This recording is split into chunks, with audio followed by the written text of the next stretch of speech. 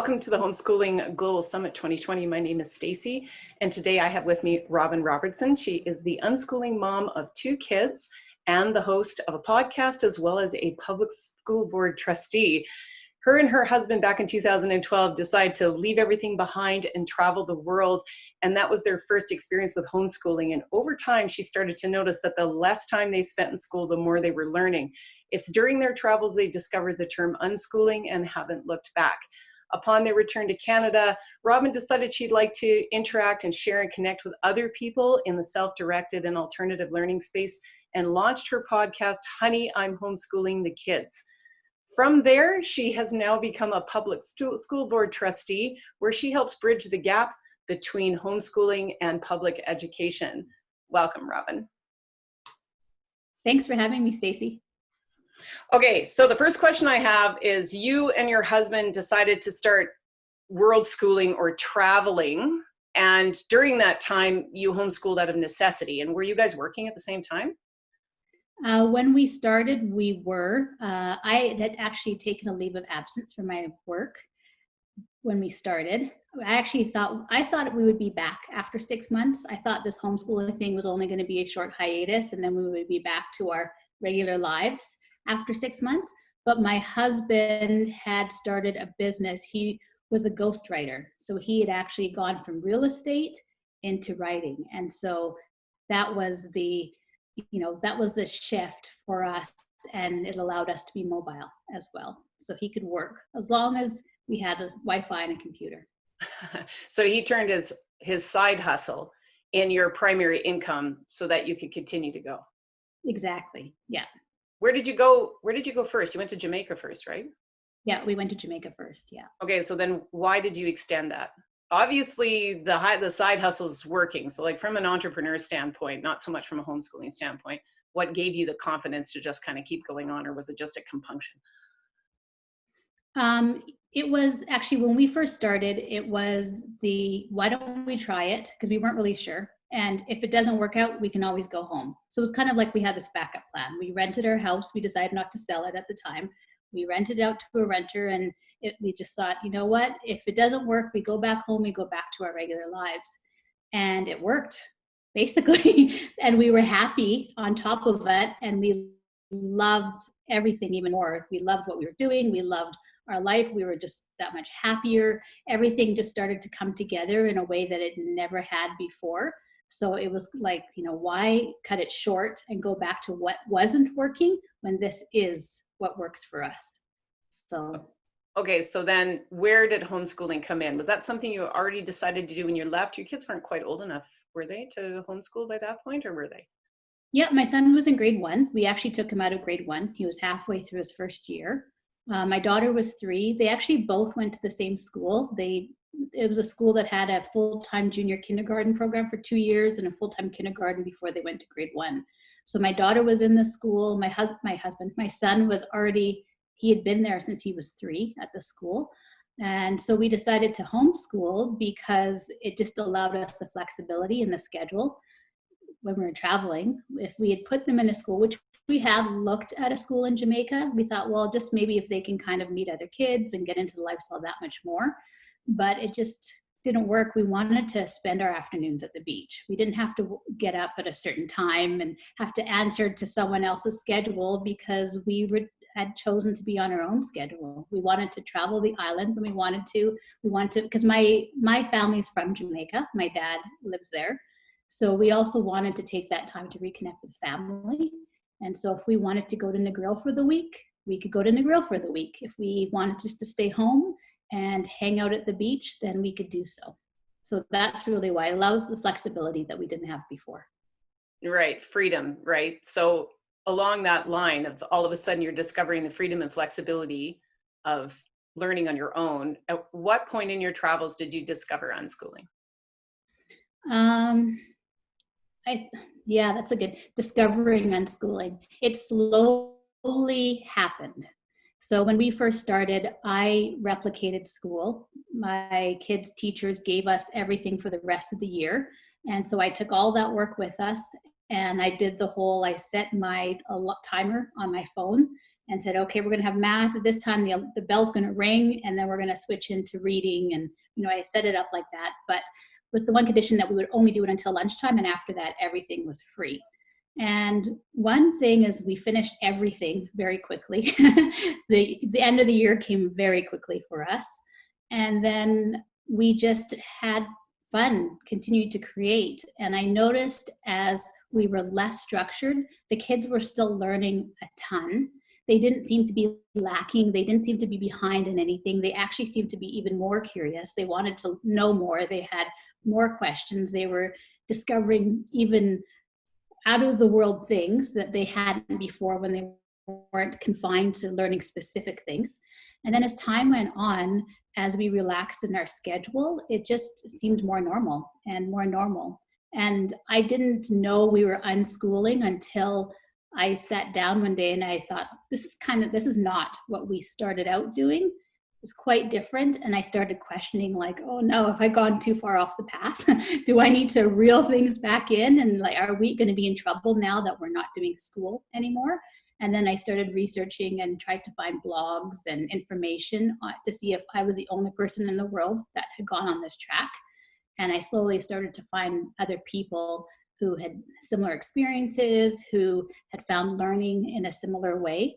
And that's when I slowly started to uncover the unschooling world. But that still was like probably a year after that. And so you went from Jamaica to Korea, am I right? Yeah. After that? That's a very different culture to go to. Yeah. Right. So you have a very relaxed culture. Yeah. Super relaxed culture and environment. You're now starting to transition into this more flexible form of homeschooling. And you switch to a culture that's famous for intensive forms of education. And so how was that, received? Like, I'm sure like everybody else, you start building a community and finding other people. Did you find it hard when you switched to an Asian country? I didn't, but I think the reason why is when we were in Jamaica, it was easy in the way that we had family and Jamaica was familiar to all of us. I had lived there as a kid. We had, family and friends that we still connected with. So that was an easy transition for the kids. Jamaica was an easy transition. But the thing that was hard was that there were no homeschoolers that I could find in Jamaica. And I tried really hard.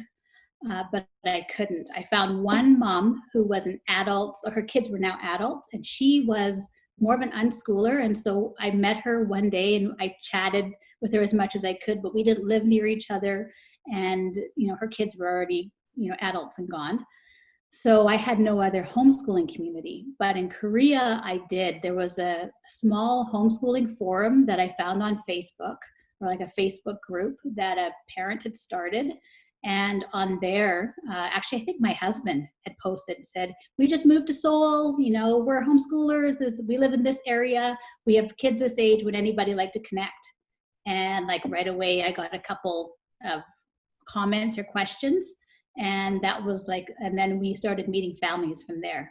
So in that way, it was a lot easier. And Korea is just, I think because of the population density as well, and the transportation and the way life it was a lot more accessible to other people in that way than Jamaica was. So in that way, it made it easier to create that homeschooling community and feel like we were part of something in that way. That's ironic, actually, when you think about it. Mm-hmm. And yeah. It's good advice for other people. Don't think that because you have a preconceived notion of an environment that's exactly the experience you're going to have. So You didn't just stick around in Korea. I know you traveled around quite a bit. So is there I don't know if it's like a schooling story or an experience that you have where you really understood in that moment, that realization that this way of homeschooling or this way of being educated was the way you want to go? Is there an experience that sticks out in your mind? Oh man, I mean, there's so many experiences. I think one of the early ones was actually when we were in Jamaica. And my son is really into animals. He's like, since he could talk, we actually did sign language with him first before he could put together sentences. And his first word was bird, and then it was duck. And so those like were his early signing words. And when we were in Jamaica, where we lived, we ended up hearing about this marine reserve that was kind of the next community over from us. And my husband contacted online. He had found the guy who had started it, and my husband contacted him, and he was actually an American that was married to a Jamaican woman, and he had relocated. And, you know, my husband, I think, kind of felt like they had some similarities. And so they somehow online ended up connecting and meeting and chatting. And he invited my husband and son to come see him. And they spent the day, and he like asking him questions, and he talked about like because what he was doing is the coral reefs in Jamaica, the fisheries in Jamaica. Jamaica is pretty overfished right now. And they are having a lot of problems with finding, you know, fresh fish, for the fishermen having fish to fish. And so the reserve, what they did is they're trying to rebuild the coral reef, and they have a, you know, no fishing zone. And it just took a lot of years for him to educate the public and to let them know that this would be beneficial in the long term. And he has seen results, but he talked about the whole process. He took them out there, and it was a day that, I mean, to this day now stays with my son and my husband. And it was one of the most, like, the learning experience was so fantastic, and really even the detail and information was quite like scientific, quite high level, but just being there and seeing it and experiencing it. And then later on, things that happened, whether I think we saw a news article years later with Jonathan, the gentleman that started this, and we knew because my son had been there and experienced it. We understood it. And reading about coral reefs and what's happening, my son really understands it because he had that firsthand knowledge of being there and experiencing it and knowing what the fish were like, going out with fishermen and trying to fish himself, and snorkeling. And it was the real life experience that gave that reinforced the learning in that way that you don't really get. Like, if he was sitting in a classroom in Jamaica, he wouldn't have had that same experience and that same learning that was so beneficial for him and his interests. So I think that's one of the times that it was like, okay, we can replicate these experiences. This is it. Yeah, this is the one we're going to do again and again if we can. Yeah, absolutely. So do you think that I've heard this from a lot of entrepreneurs who came entrepreneurs as a result of choosing to homeschool, is that that whole experience, world schooling or not, changes the way you work or the way you view work. Do you think you guys went through the same transition? Oh yeah, absolutely. You can't not. I think what happens, whether you're world schooling and traveling or homeschooling or unschooling, is you start to see how life can live differently than how everyone else says it should play out. And you think of it should be this one path, but until you actually experience it in a different situation or on another path, you can't really comprehend how many opportunities you have open to you, how many things that you can do differently. And I think it gives you that feeling, that experience. So yeah, it allows you to be more open to a lot of the possibilities that you can do, the creativity, and trying things in a different way. Instead of saying, we have to do it this way because everyone does, always been done this way. It doesn't have to. You can create your own way and adapt. Right. I think that everybody's kind of experiencing that right now, that it actually takes a pandemic to shove you down a different path to go, there actually might be a different way of actually approaching this. So that's I think that's usually the best way to learn. Sometimes we have to be thrown, off the dock in order to see whether or not we sink or swim. Okay. So you did this for a number of years, and then you decided to move back to Canada, and you went all the way to rural life. Or was that something you did before? Were you guys living in rural? No, that's new as well, right? So you went from new and to holy cow new yet again.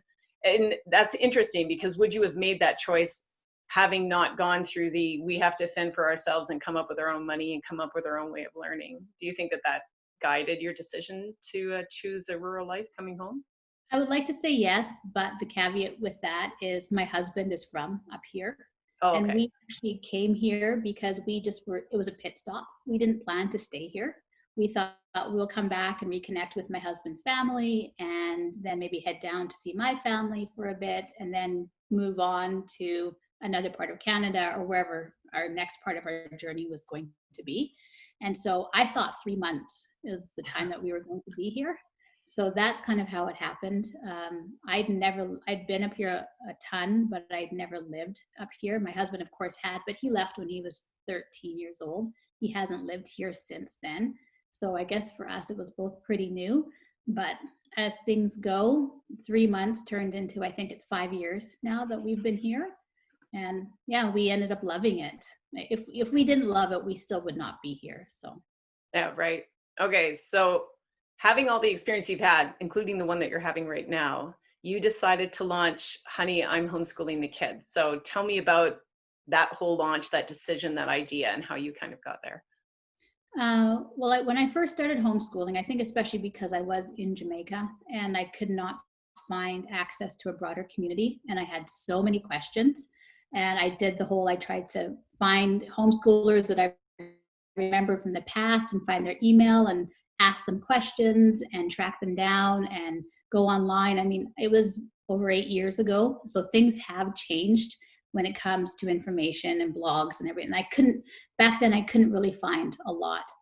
And so I was always searching for information. I was always asking people questions when I could. But it got to the point where years later still, we were in Canada, and I'd been listening to podcasts, and I love podcasts. But I kept complaining to my husband, I'm like, oh man, there's so many good podcasts, but I cannot hardly find any on homeschooling or learning or unschooling. And his comment was always like, well, why don't you start your own then? And no, I just kind of, no, I can't do that. I know I couldn't do that. And I would complain to him, and he'd say, because you need to start your own. And I actually had a friend who I emailed them. Jim Shields, he's been on my podcast. And before when they were doing the board meetings, he had another business partner, and I messaged them and I said, you guys, I think you would be the perfect people to do this podcast. We really need a podcast on homeschooling and entrepreneurship and all this sort of stuff. And I said, I think it would be great if you guys started this platform. And they emailed me back and said, I think that's a great idea. It's definitely needed, but we think you should do it. The same thing that Xander was saying.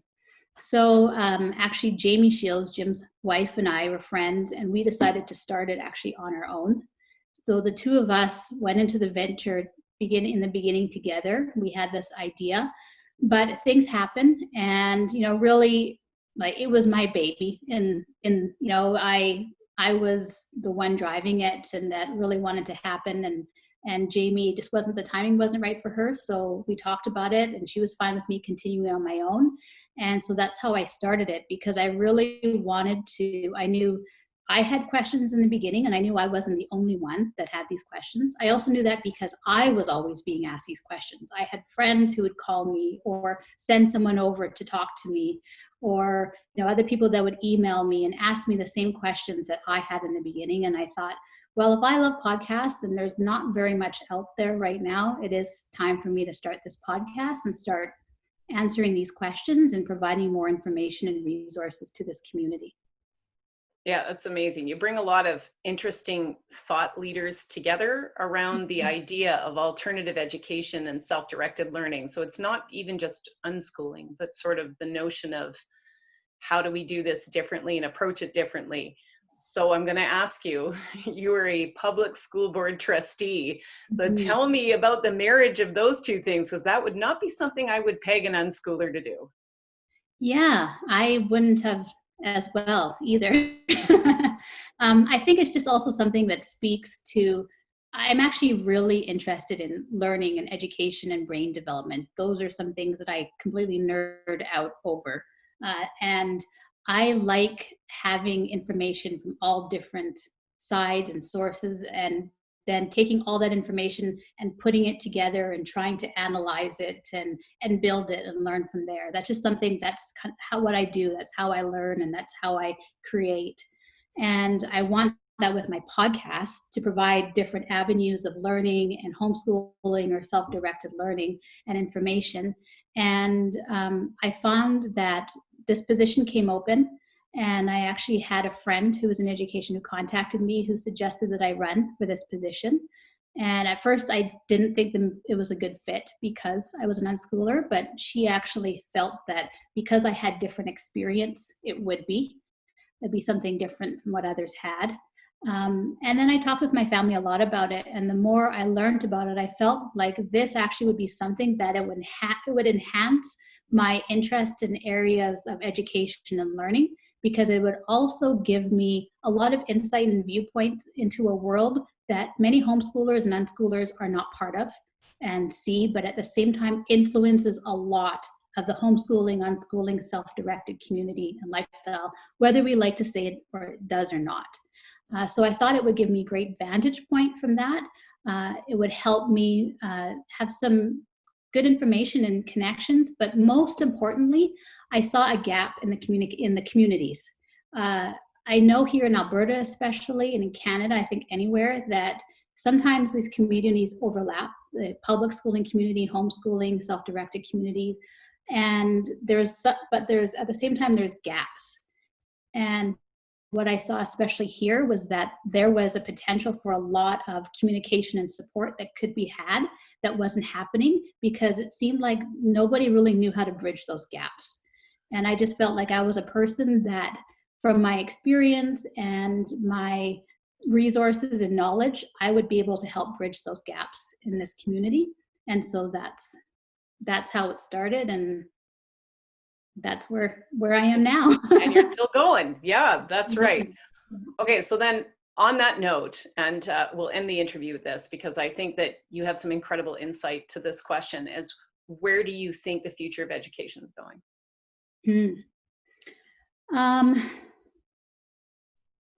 I definitely think there's changes happening. I can't say exactly where it's going to be in 10 years from now, or in a year from now, or in 5 years from now, but I've already seen cases of where our idea of how learning and school and education is, and along with, obviously COVID and the pandemic and what's happened, but also just our access to information, what we have access to at our fingertips with MOOC, with the online courses, with universities, MIT, Stanford, teachers, museums, practical mentorships. There's so many things happening in the outside community that I think school is going to adapt to become more of a service-oriented place than the complete gateholder to information. It used to be a gateholder to all of the information that you needed, or that they said that you needed, you had to go here. And now that's starting to change. That's really flexing. And I think schools will still be here, but they are just going to start to adapt to be more flexible, to be of a service to the community and students. Yeah, I like that. Thank you very much for spending the afternoon with me. I really appreciate it. Thanks, Stacy. It's always great to chat with you.